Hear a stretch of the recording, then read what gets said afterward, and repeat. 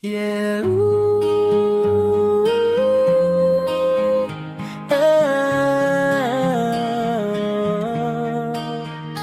yeah,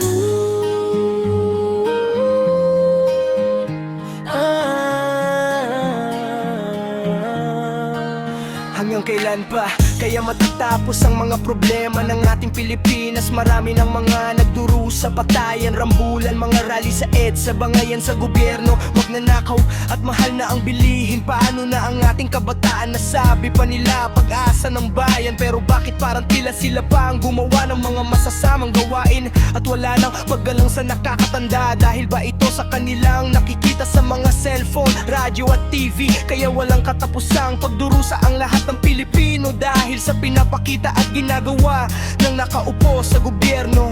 Diyos, Wala na bang katapusan ito? Hanggang kailan matapos ang gulo?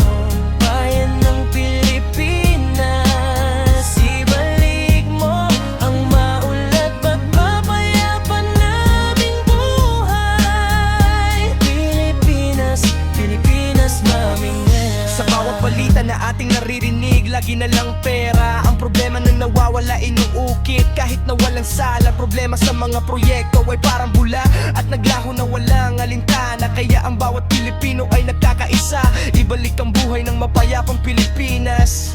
Yeah, hanggang kailan pa? Hanggang kailan matapos